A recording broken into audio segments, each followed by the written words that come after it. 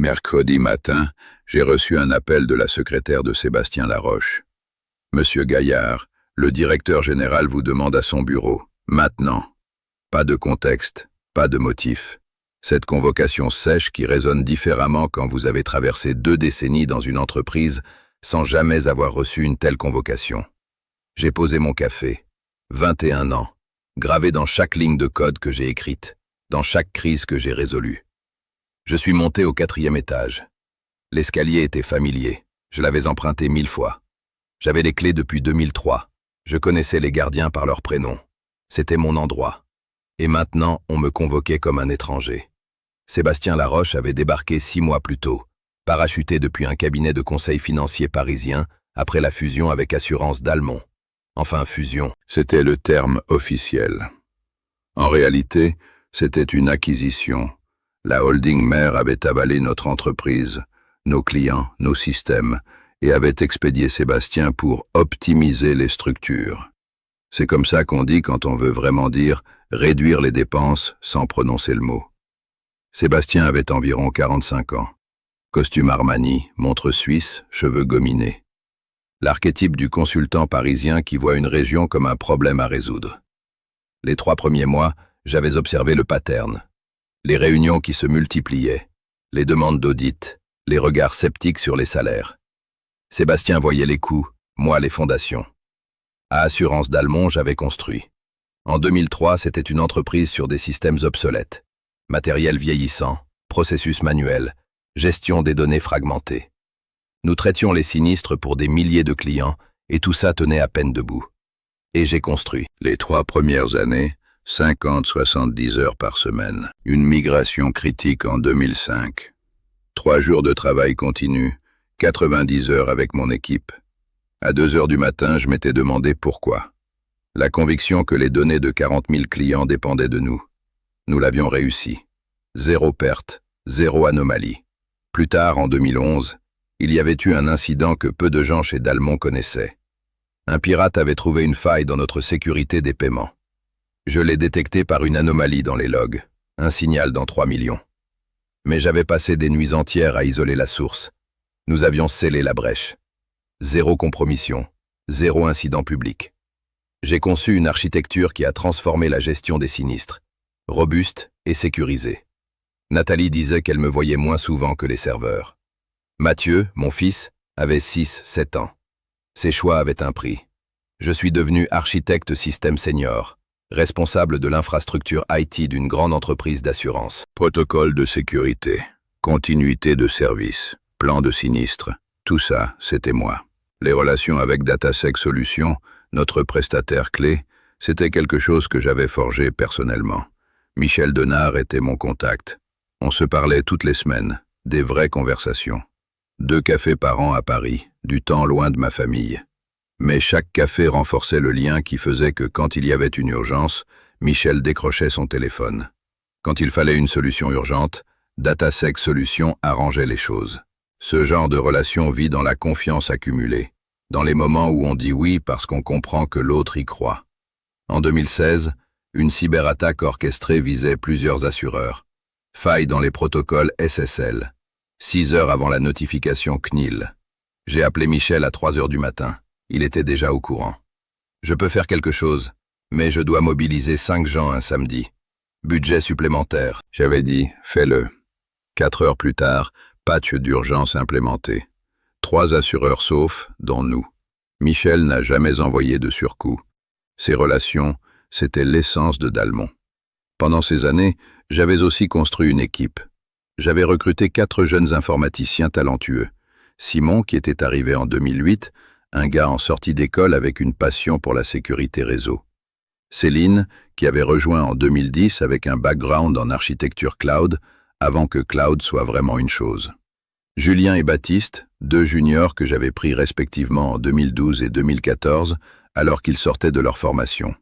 Je les avais formés. Ils avaient grandi avec moi. Nous avions des standards. On ne bâclait rien. Quand tu gères les données de 40 000 clients, leurs contrats, leurs sinistres, leurs informations personnelles, leur situation familiale, tu ne peux pas te permettre de bâcler. Simon me disant, après ces 3 premiers mois, « Thierry, j'ai compris. Le plus grand client de Dalmont, c'était Bâtiment Renault Group, un géant de la construction basé à Marseille. Ils assuraient tous leurs projets, leurs engins, leurs responsabilités civiles avec nous. Ça représentait environ 12% du chiffre d'affaires de l'entreprise, pas négligeable. Leurs projets s'étendaient de la Côte d'Azur jusqu'à Lyon, des petits logements jusqu'aux grands complexes commerciaux. Ils avaient une structure sophistiquée qui gérait des risques complexes. Et pourquoi Bâtiment Renault restait fidèle? Parce que notre infrastructure marchait. Parce que quand ils avaient besoin de leurs données, et dans le BTP, la régularité est critique parce que chaque jour sans accès aux polices d'assurance est un jour où vous ne pouvez pas avancer sur un chantier, elles étaient là. Une conversation avec le directeur financier de Renault Group lors d'une réunion annuelle. Il m'avait dit « Thierry, nous avons 3 assureurs maintenant.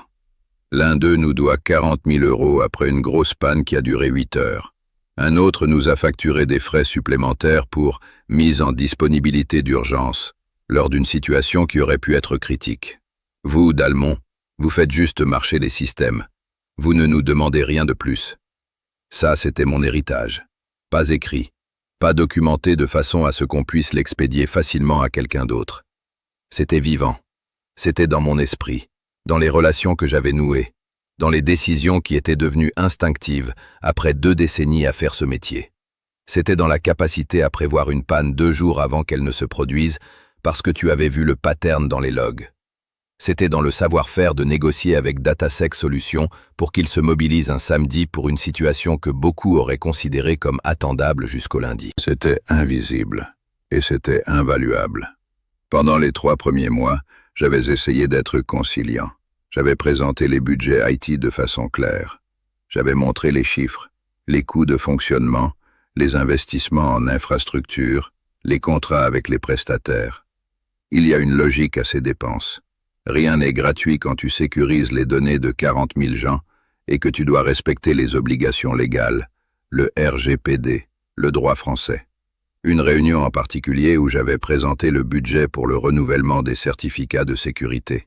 C'était environ 18 000 € par an. Sébastien avait demandé « Pourquoi ne pouvez-vous pas les renouveler vous-même?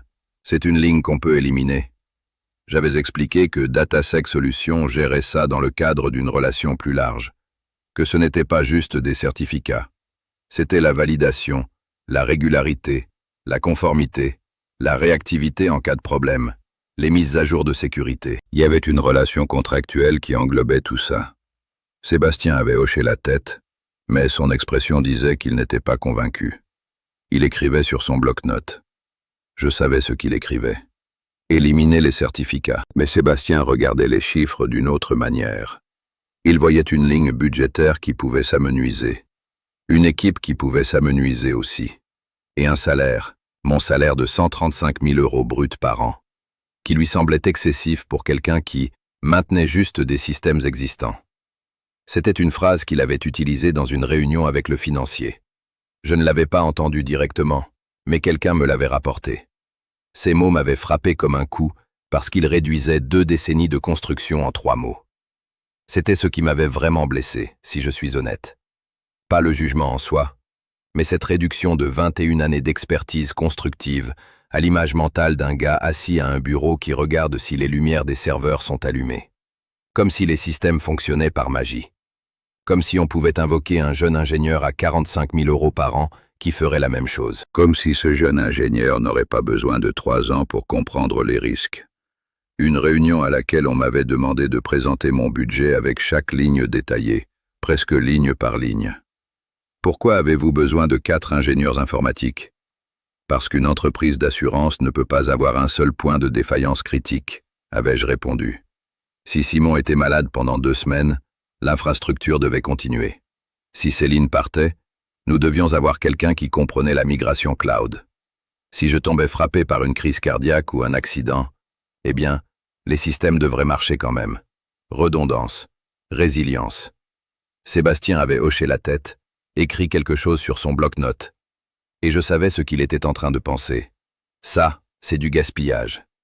Puis 3 semaines avant cette convocation, j'avais reçu un appel de Franck Morel. Franck et moi, on s'était rencontrés à un salon IT à Paris il y a environ 7 ans. On avait gardé le contact. Il était directeur de la transformation numérique chez Groupe Verrien, le plus grand concurrent d'assurance d'Almont. Nous avions déjeuné à Paris quelquefois. Des conversations naturelles qui venaient de gens qui voyaient le même secteur de la même manière. Il m'avait appelé en disant « Thierry, j'aimerais te faire une proposition. » Et il m'avait offert un poste. Directeur des systèmes d'information chez Verrien. Meilleure rémunération. Il parlait d'un salaire de base de 160 000 €. Meilleure ambiance d'après ce qu'il disait. Une équipe plus jeune, plus ambitieuse. La chance de construire une infrastructure informatique pour un challenger qui voulait vraiment prendre de la part de marché à Dalmont. Il avait dit, littéralement, « Thierry, tu as construit quelque chose de solide chez Dalmont. Imagine ce que tu pourrais faire avec des ressources vraies. » Avec un leadership qui comprend la valeur. J'avais réfléchi une semaine. Je n'avais pas dormi des nuits entières. Nathalie voyait que quelque chose se passait. Je n'avais rien dit. J'avais pensé à Mathieu, qui était à l'école maintenant, qui avait ses copains, qui avait une vie. J'avais pensé aux collègues. J'avais pensé à ce que je laisserais derrière moi. Mais j'avais aussi pensé aux réunions de Sébastien, à l'humiliation tranquille de présenter mon travail de 2 décennies comme une ligne budgétaire à réduire. Puis j'avais appelé Franck et j'avais dit oui. Mais avec une condition. Je lui donnerais un préavis honnête.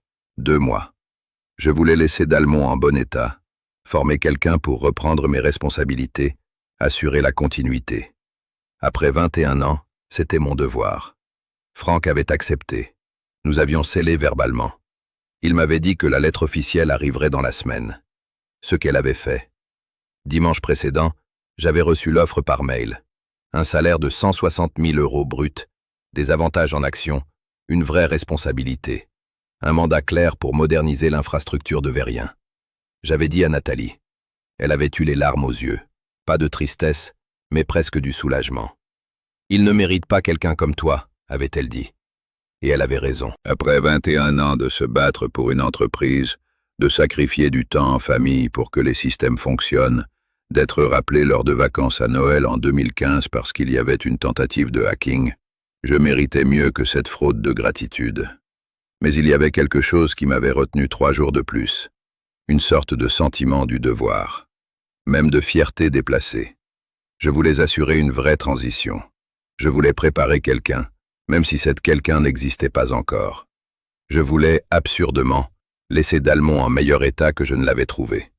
Je pensais à tous les clients qui dépendaient des systèmes que j'avais construits. Je pensais à Renault Group, à Genet, à tous les autres.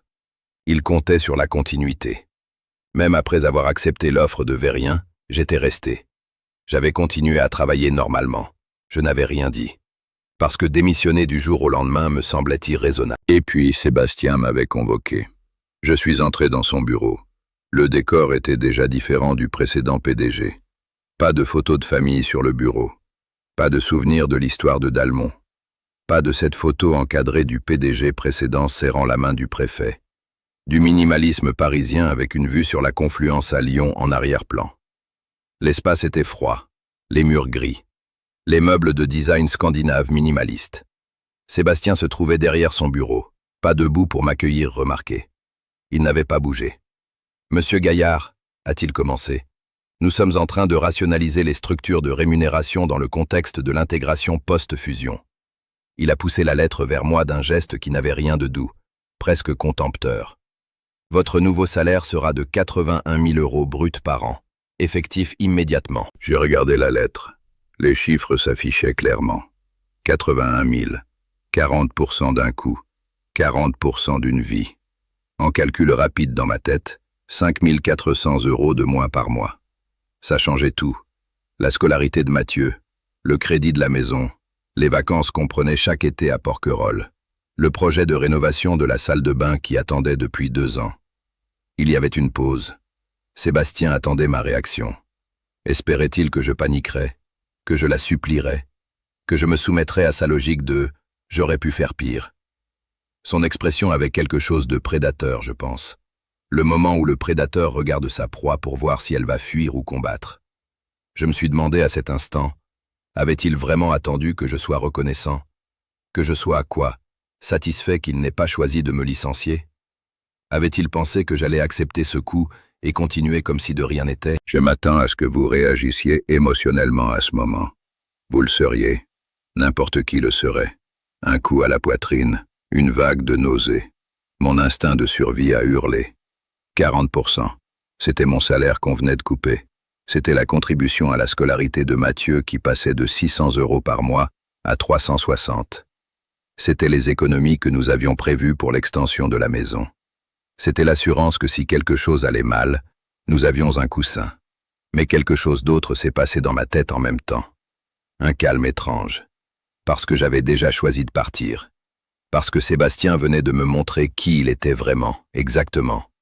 Parce que j'avais compris, à ce moment exact, que cet homme ne comprenait rien à la valeur de ce que j'avais construit. Et que j'avais passé trop de temps à essayer de lui faire comprendre. Et peut-être aussi parce que je savais quelque chose qu'il ne savait pas. Pourquoi ? J'ai demandé. Ma voix était calme, presque détachée. Je m'étais à peine reconnu. Parce que, a dit Sébastien, et il s'est carré dans son fauteuil avec l'arrogance complète d'un homme qui pense avoir tous les aces en main.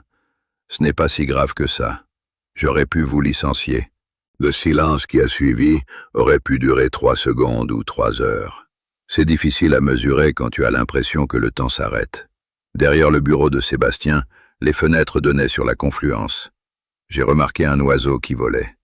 Comment pouvait-on penser à des oiseaux à un moment comme celui-ci? Et puis je me suis rappelé quelque chose. Franck m'attendait chez Verienne. Une infrastructure entière à construire. Une équipe à bâtir. Un salaire de 160 000 € qui m'attendait. Et plus important, le respect. Et puis j'ai souri.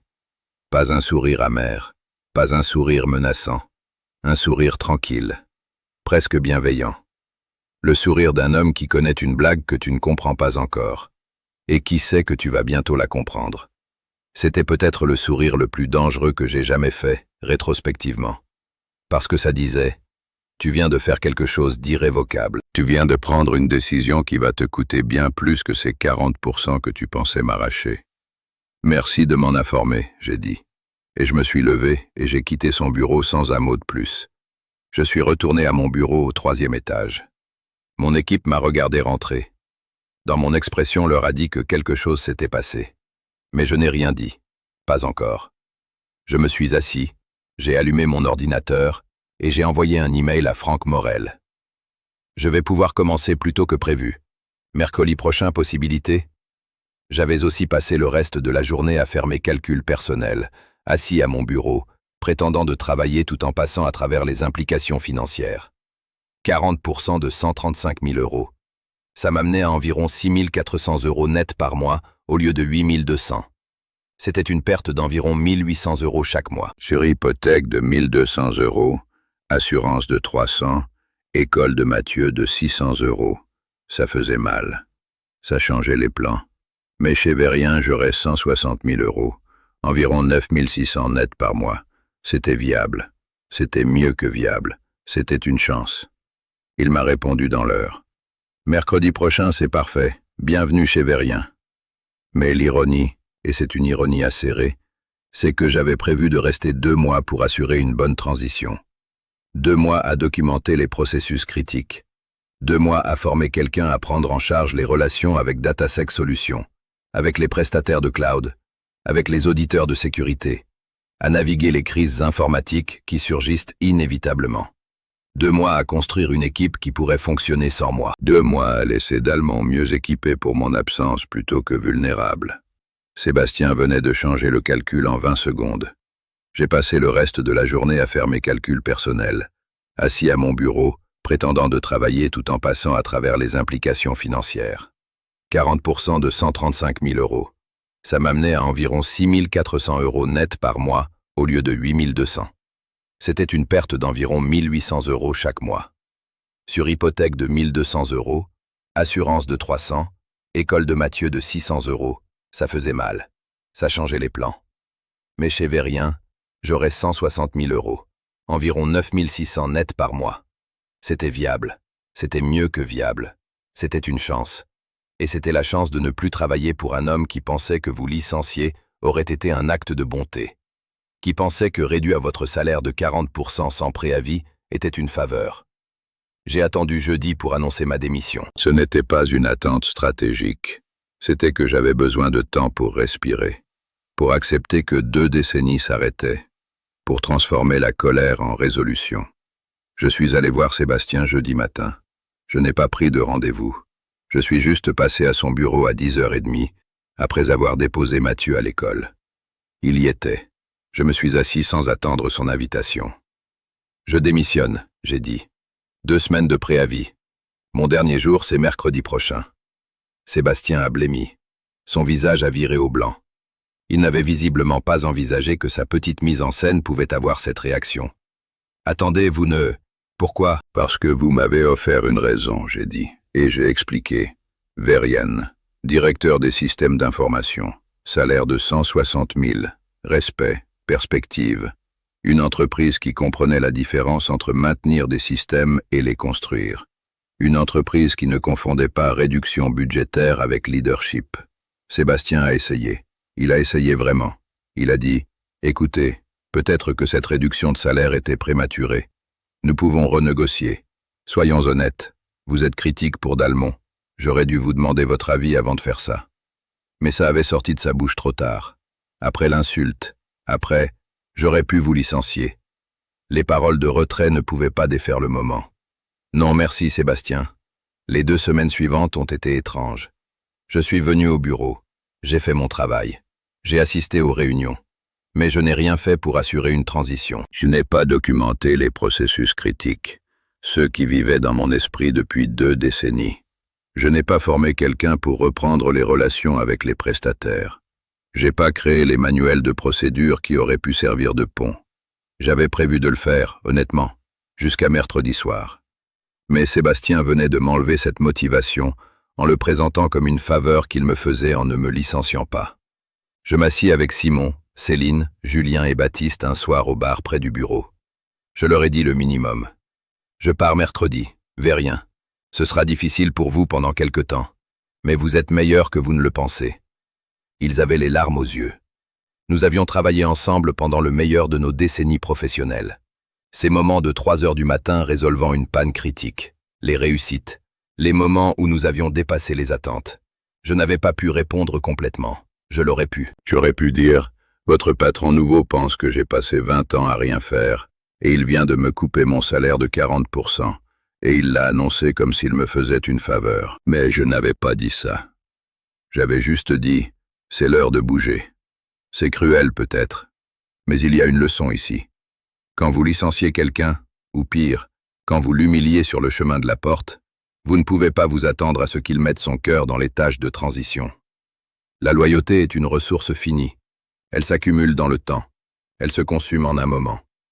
Sébastien venait de dépenser la mienne entièrement. Lundi de ma dernière semaine, j'ai reçu un appel de Michel Denard chez Datasec Solutions. Il était mon contact depuis environ 7 ans. Un gars de mon âge, compétent, direct. Nous avions une vraie relation professionnelle. Le genre de relation où les gens se font des faveurs parce qu'ils se respectent. « Thierry, a-t-il dit, j'ai entendu dire que tu quittais Dalmont. »« Oui, mercredi c'est mon dernier jour. Je vais chez Verian. » Il y a eu une pause. Une pause qui disait beaucoup. Et puis Michel a dit quelque chose qui, en rétrospective, aurait dû être un signal d'alerte pour Dalmont. Dans ce cas, je dois te dire, et je veux que ça vienne de toi, pas de quelqu'un d'autre. Je vais arrêter nos services pour Dalmont. Parce que notre relation, c'était avec toi. C'était basé sur la confiance et sur le fait qu'on se comprenait. On s'est parlé toutes les semaines pendant 7 ans. Tu m'as invité à Paris. Nous avons mangé ensemble. Quand tu me disais qu'il y avait une urgence, je savais que c'était une urgence. Quand je te disais qu'il y avait une faille nouvelle, tu la prenais sérieusement. J'ai parlé à mes supérieurs chez Datasec. Si tu pars, notre contrat avec Dalmont devient moins valeureux. Et franchement, Verian nous intéresse aussi. Voilà ce qui arrive quand votre sécurité informatique, votre infrastructure, votre continuité repose sur des relations humaines non documentées. C'est fragile, c'est dangereux, et ça s'effondre quand la personne qui porte ces relations s'en va. J'aurais pu prévenir quelqu'un chez Dalmont. Appeler Sébastien mercredi matin, mon dernier jour, avant de partir. Dire, écoutez, vous avez un problème critique, Datasec Solutions s'en va. Vous avez 1 semaine pour négocier avec eux directement, pour présenter un plan de continuité. Ça aurait été responsable. Ça aurait été professionnel. Ça aurait été les actes d'un homme qui se préoccupe de ses collègues et de l'entreprise qu'il avait construite. Mais j'étais en colère, et Sébastien avait déjà décidé qui j'étais et ce que je valais. Alors j'ai gardé cette information pour moi. J'ai choisi de laisser les choses se dérouler naturellement. C'était une décision consciente. Je ne regrette pas son contenu, mais je reconnais son poids. Je suis revenu au bureau mercredi, mon dernier jour, calme, professionnel. Pas de discours émotionnel, pas de présentation officielle. Le travail quotidien. À midi, j'ai dit au revoir à mon équipe individuellement. À Simon en premier. Je lui ai dit « Tu es capable de gérer une grande partie de ce que je fais. Lis les spécifications techniques. Apprends auprès des auditeurs externes. Ils savent comment les systèmes doivent fonctionner. » Avec Céline, j'ai passé 1 heure sur le cloud. Je lui ai donné accès à ma documentation personnelle, celle que j'avais sauvegardée. Lis ça, maîtrise-la. Avec Julien et Baptiste, j'ai dit « Ça va être dur, ne renoncez pas. » Ils savaient que j'avais des regrets de les laisser sans un vrai plan de succession. Mais je savais aussi qu'ils allaient devoir apprendre à naviguer sans moi. C'était une leçon dure, mais c'était une leçon que l'entreprise aurait dû me permettre de leur enseigner progressivement sur 2 mois. À 5 heures de l'après-midi, j'ai emballé mes affaires personnelles. Il n'y avait pas grand-chose. Une photo encadrée de Nathalie et Mathieu d'il y a 3 ans. Mathieu était encore petit, blond, avec un sourire en demi-lune. Un prix qu'on m'avait donné en 2015 pour excellence en architecture système, ou quelque chose comme ça. Un stylo blanc et bleu que j'utilisais depuis des années. Un cadeau de Michel de chez Datasec, quand notre contrat avait renouvelé pour la première fois. Banal. Pas beaucoup pour 21 ans. Sébastien n'a pas venu me dire au revoir, pas un message, pas un mail, rien. Il était probablement déjà en train de calculer combien il pouvait économiser en me ne payant pas jusqu'à vendredi. Je suis sorti du bâtiment à 5h30. Le soleil tapait encore fort sur Lyon. Le printemps. Les berges du Rhône étaient vertes. Les gens marchaient avec une légèreté printanière. Avoir ressenti un calme paradoxal. Le choc du coup de salaire était toujours là, dans mon estomac. Mais il était maintenant enveloppé dans quelque chose de plus grand. La certitude que j'avais pris la bonne décision. Mercredi serait mon dernier jour. Et après ça, une nouvelle vie. Une vraie chance. Je suis allé chercher Nathalie. Elle m'attendait dans la voiture. Elle a conduit jusqu'à une petite terrasse que nous aimions, près des berges. Elle a commandé un verre de blanc. J'ai commandé une bière. Nous nous sommes assis à une table en plein air, et elle a dit « Alors ?» Elle a souri. C'était un sourire de soulagement, de fierté aussi. Elle savait ce que j'avais abandonné, et pourquoi j'avais raison de l'abandonner. Elle savait aussi qu'elle m'avait encouragé à partir. « C'est la bonne décision », a-t-elle dit. Chez Dalmont, les choses ont commencé à se casser environ 4 jours après mon départ. Vendredi, 4 jours après que je sois parti, ma collègue de l'équipe IT, Sophie, m'a envoyé un message sur LinkedIn. Je lui avais donné mon compte personnel avant de partir. Les systèmes de sinistre tournent au ralenti. Il y a un problème avec la base de données principale. C'est corrompu. Sébastien panique. On ne sait pas quoi faire. Puis, le lundi suivant, un email que j'ai intercepté d'une personne qui m'avait transféré une copie de la version de presse interne de Dalmont. Datasec Solutions avait formellement terminé sa relation de service avec Dalmont, effectif immédiatement. Personne chez Dalmont n'avait le numéro direct de Michel. Personne ne savait comment le contacter. Personne ne comprenait que la relation avait vécu sur des cafés, des conversations, de la confiance mutuelle. La relation était morte. Sans Datasec Solutions, les protocoles de sécurité que j'avais mis en place fonctionnaient, mais sans mise à jour critique. Les pare-feux vieillissaient. Les certificats SSL n'étaient pas renouvelés à temps. Je l'avais mis sur un calendrier. Mais qui était censé regarder ce calendrier sans moi? Quelques failles de sécurité ont commencé à apparaître. Rien de catastrophique immédiatement, mais assez pour que les auditeurs commencent à tirer la sonnette d'alarme. Assez pour que les assureurs de responsabilité civile commencent à questionner la certification de Dalmont. Puis, 2 semaines après mon départ, il y a eu une panne majeure. Un serveur critique a dû être redémarré. C'était un processus que j'avais documenté nulle part, dans ma tête. La procédure précise, les étapes, quel ordre, quel risque. Mes 4 jeunes informaticiens ont essayé. Simon avait deviné la plupart des étapes, mais il y avait un paramètre de configuration qu'il avait manqué. Une ligne de code. Un détail qui semblait mineur, mais qui avait cascadé en défaillance de tout le système. 6 heures pendant lesquelles les sinistres de Dalmont n'étaient pas traités. Les clients n'avaient pas accès à leur dossier. Les prestataires qui dépendaient de l'accès aux polices, les experts judiciaires, les réparateurs, étaient bloqués. Et tout ce temps, les clientes de Dalmont recevaient des appels de leurs assurés. « Pourquoi je ne peux pas voir mon dossier ?» Et l'un de ces clients, peut-être le plus important, c'était Bâtiment Renault Group. Sébastien a appelé, mercredi de la 2e semaine après mon départ. Il m'a appelé sur mon téléphone portable. Pas un appel professionnel, un appel personnel. Presque du désespoir dans la voix. « Thierry, a-t-il dit, j'ai besoin que tu reviennes. Il y a des problèmes, gros problèmes. Je peux doubler ton salaire. Non, tripler. » J'étais assis à mon bureau chez Vérien.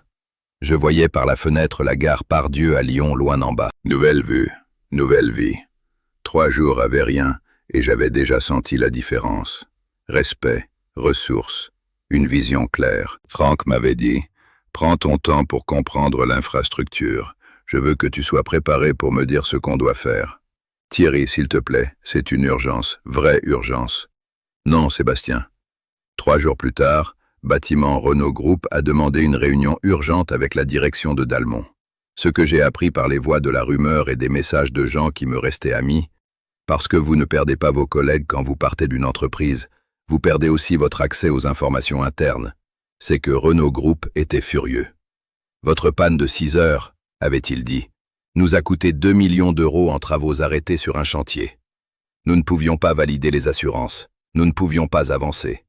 Et pire encore, ils avaient reçu des alertes de sécurité de la part de leurs propres auditeurs externes. Les données de Renault Group, qui vivaient sur les serveurs de Dalmont, avaient des failles de sécurité, des certificats expired, une gérance de pare-feu qui avait glissé. Renault Group, un groupe de construction qui gérait des milliards d'euros de projets à travers la France, ne pouvait pas fonctionner avec une infrastructure informatique fragilisée. C'était inconcevable. Sébastien a essayé de corriger le tir. Il a contacté DataSec Solutions directement. Appel, email, même une tentative d'envoi de quelqu'un à leur bureau à Paris. Michel Denard n'a pas pris son appel. DataSec Solutions avait un processus de vente. Pas d'arrangements spéciaux. Pas de faveur pour quelqu'un qui avait perdu le contact principal. Il aurait fallu des semaines pour renégocier. Dalmont n'avait pas des semaines. Puis une autre panne. Pas aussi longue. 2 heures cette fois. Mais ça a suffi. Et puis des failles de sécurité identifiées en cascade. Rien de critique, d'après les premiers rapports, mais suffisant pour que les assureurs de Dalmont commencent à s'inquiéter. Les primes d'assurance pour la couverture de la responsabilité civile informatique allaient grimper. Et puis, il y avait eu une autre panne plus courte, qui n'aurait pas dû arriver, mais qui s'était produite parce que personne ne comprenait vraiment la séquence d'arrêt propre des serveurs backup. Et pendant ce temps, j'étais chez Vérien, en train de construire quelque chose de neuf. Je ne vais pas vous mentir, mon premier mois chez Vérien n'a pas été rose. C'était du travail dur, long, frustrant. Vérien n'avait pas l'infrastructure solide de Dalmont. Leurs systèmes étaient fragmentés, hérités, chaotiques. Différents prestataires, différentes approches, pas de cohérence. Mais c'était un chaos que je pouvais améliorer. Une toile blanche, une chance de construire correctement cette fois. De le faire bien dès le départ. Et en arrière-plan, en toile de fond, il y avait le drame de Dalmont qui se déroulait en temps réel. Franck Morel, mon boss chez Vérien, le directeur de la transformation numérique, il savait que je venais de Dalmont. Il m'a dit un jour, « Ça te manque ?» Non, j'ai dit. Et c'était la vérité. Ça ne m'a pas manqué. Ce qui me manquait, c'était Simon, Céline, Julien et Baptiste. Ce qui me manquait, c'était l'équipe que j'avais construite. Pas l'entreprise, pas la structure, pas Sébastien. Bon, a dit Franck, parce que nous avons une opportunité. Bâtiment Renault Group. Ils sont en train de diversifier leurs assureurs. Ils ont eu des problèmes avec Dalmont, probablement dont tu as entendu parler. Ils explorent leurs options avec nous. Sérieusement. Et je vais être honnête avec toi. Ils te demandent. Ils savent que tu étais chez Dalmont. Ils demandent s'il y a une chance que tu diriges l'infrastructure chez Vérien. Ils disent que tu étais le gars qui faisait tout marcher là-bas. Et donc, 3 semaines après avoir quitté Dalmont, j'étais assis à une table de réunion avec les directeurs financiers de Bâtiment Renault Group en train de leur montrer comment Verienne allait sécuriser leur infrastructure informatique mieux que Dalmont. Je ne vais pas prétendre que j'ai été motivé par la vengeance. Ce n'était pas ça. C'était logique. Renault Group voulait une infrastructure fiable. Je l'avais construite chez Dalmont. Maintenant, je pouvais construire une meilleure infrastructure chez Verien. C'était symétrique. C'était évident. 3 mois après mon départ de Dalmont, Bâtiment Renault Group a signé un contrat avec Verien. Il gardait une couverture d'assurance mineure avec Dalmont. Ils n'étaient pas fous, il faut de la diversification. Mais 70% de leurs affaires partaient maintenant chez Verien. Ça représentait environ 8% du chiffre d'affaires de Verien. Et ça enlevait 12% du chiffre d'affaires de Dalmont. Sébastien a appelé de nouveau. Cette fois, ce n'était pas à titre personnel. C'était un appel formel. Il avait mis plusieurs personnes en ligne. Le PDG holdingiste, le directeur financier et 2 avocats. J'aurais pu raccrocher, j'aurais dû raccrocher, mais j'ai écouté. « Monsieur Gaillard, a-t-il dit, nous serions heureux de discuter d'une transition de retour à Dalmont. » J'ai demandé à Franck comment je devais répondre. Il a souri. « C'est ton appel, mais je te suggère d'écouter ce qu'ils ont à dire. » Ce qu'ils avaient à dire, c'était « salaire de 200 000 € brut, bonus garanti de 50 000 € par an, option d'action, titre de directeur technique de l'entreprise, une position créée spécifiquement pour moi. » Ils fondaient littéralement une position nouvelle. Ils avaient réalisé que sans moi, l'infrastructure s'effondrait et que reconstruire coûterait infiniment plus cher. Il y a eu un silence. Puis le PDG, quelqu'un que je n'avais jamais rencontré, basé à Paris, a dit « Nous sommes conscients que nous vous avons traité injustement. Nous aimerions réparer ça. » Je pouvais presque l'entendre à travers la ligne, le calcul. Le moment où il réalisait que j'avais gagné, que je n'avais jamais vraiment quitté. J'avais continué. Franchement, c'était satisfaisant. Mais ce n'était pas pour la vengeance. C'était parce que j'avais compris quelque chose en 3 mois chez Verienne. Je ne voulais pas revenir. Je voulais avancer. 4 mois après mon départ de Dalmont, l'entreprise a publié un avertissement de profit. Moins de revenus. Les marges se contractaient.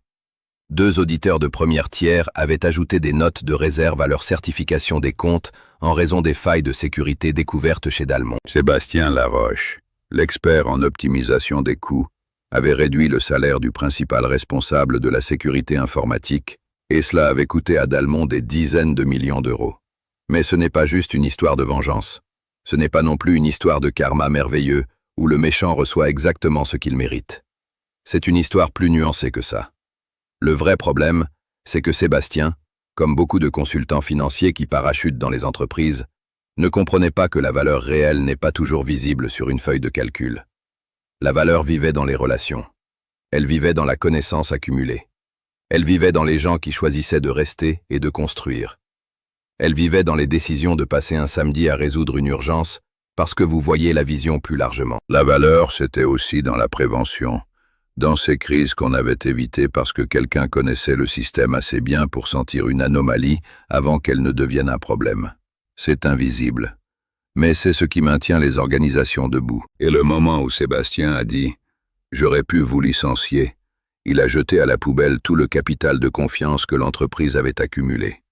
Il a montré qu'il ne comprenait pas ce qui avait été construit. Il l'a réduit à une ligne budgétaire, à un coût à réduire. Mathieu, mon fils, il avait 16 ans à l'époque de tout ça. Lui m'avoir demandé « Papa, tu dois être fâché contre eux ?» Et j'ai dit « Non, je suis pas fâché, je suis juste décidé. » Je me souviens qu'il m'avait regardé pendant un moment, vraiment regardé.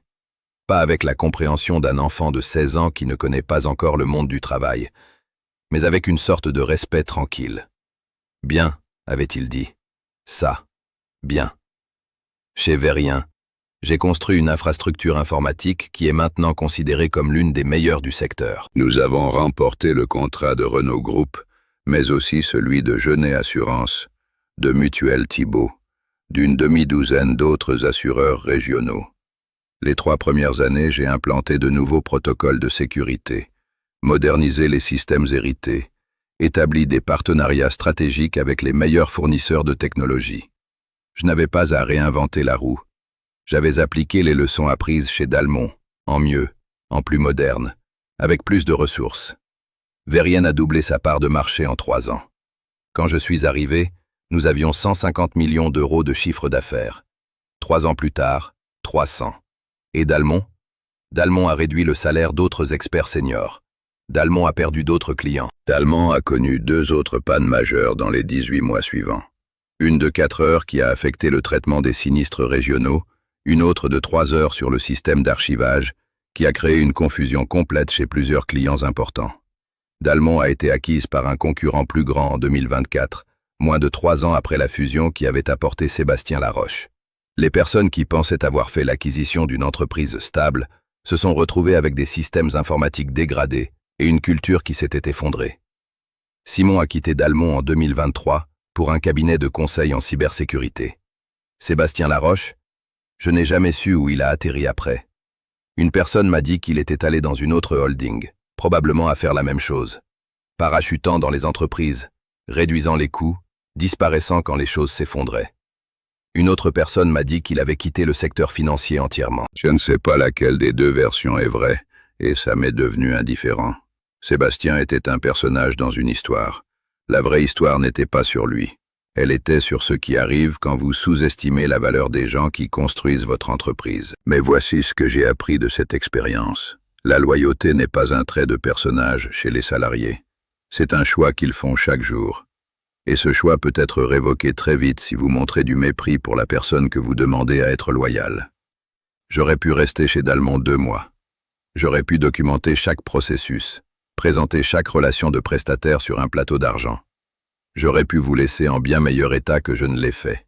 J'aurais pu former quelqu'un qui aurait pu, à son tour, former quelqu'un d'autre. J'aurais pu être le pont que vous aviez besoin. Mais vous, enfin vous à travers Sébastien, m'aviez montré que ma loyauté n'avait pas de valeur. Ce n'est pas une histoire morale sur le bien ou le mal. Ce n'est pas une histoire sur les méchants qui reçoivent ce qu'ils méritent. Ce n'est pas non plus une histoire de simple justice cosmique où tout le monde obtient exactement ce qu'il mérite. La réalité est plus compliquée. C'est une histoire sur les conséquences. C'est une histoire sur le coût caché des décisions que vous prenez en tant que leader. C'est une histoire sur ce qui arrive quand vous confondez pouvoir et sagesse. C'est une histoire sur ce qui se passe quand vous regardez un homme qui a consacré 2 décennies de sa vie à votre entreprise et que vous décidez de le réduire du jour au lendemain sans réfléchir une seconde aux ripples que ça va créer. Sébastien pouvait me réduire mon salaire de 40%. C'était techniquement dans ses droits en tant que directeur général. Mais ce qu'il ne comprenait pas, c'est qu'en le faisant sans préavis, en me tenant cette leçon de moralité mesquine, j'aurais pu vous licencier. Il ne m'avait pas puni. Il avait révélé quelque chose que je savais déjà, mais que j'aurais peut-être ignoré pendant quelques années de plus. Que la loyauté envers une organisation qui ne vous respecte pas est un vice, pas une vertu. Et quelquefois, la meilleure chose qu'un mauvais leader peut faire pour vous, c'est de vous montrer exactement pourquoi vous méritez mieux. C'est de transformer votre dépendance en indépendance, votre crainte en certitude, votre service en pouvoir. Et je lui serai éternellement reconnaissant pour ça, même s'il ne saura jamais qu'il l'a fait.